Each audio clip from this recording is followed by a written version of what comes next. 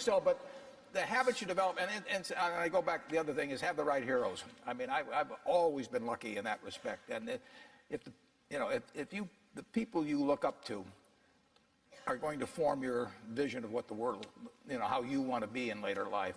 And I'll give you two pieces of advice. I'd invest as much in myself as you can. I mean, you're your own biggest asset by far. I mean, you've got all kinds of potential. All the people in this room, you're lucky to be in this country, gotten a good education.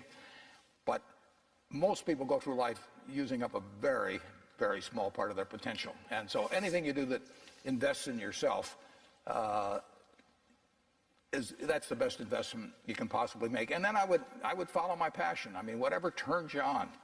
I was lucky. I found something early that turned me on. But you don't want to take a job just for the money.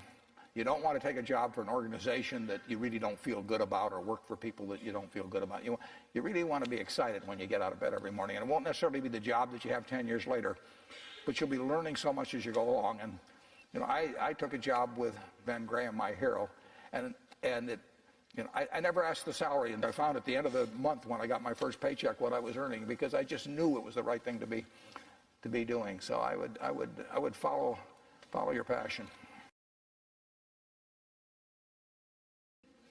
The worst investment I ever made? How long do you have? Well, I've made some very bad ones, but that doesn't really bother me. It may bother the shareholders, but that's another question. You're going to make mistakes in life. I mean, there's no question about it. You don't want to make them on the big decisions, who you marry and some things like that. So there's no way I'm going to make a lot of business and investment decisions without making some mistakes. I may try to minimize them. I don't dwell on them at all. I don't look back.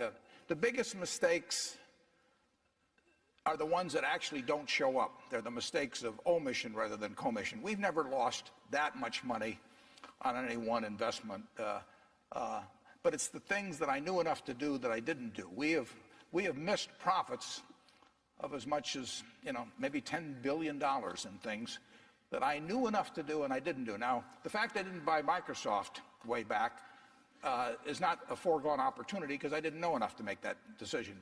But there have been other investments where I didn't know enough to make the decision, and for one reason or another, I either didn't do it at all or I did it on a small scale. I was sucking my thumb when I should have been writing checks, basically. And those don't show up. There's no place where it shows missed opportunities, but I've missed some big ones. The triumphs in life are partly triumphs because you know that everything isn't going to be a triumph. I would never get too hung up on mistakes. I know a lot of people that really agonize over them, and it just isn't worth it. I mean, tomorrow's another day, and you live it forward and just go on to the next thing.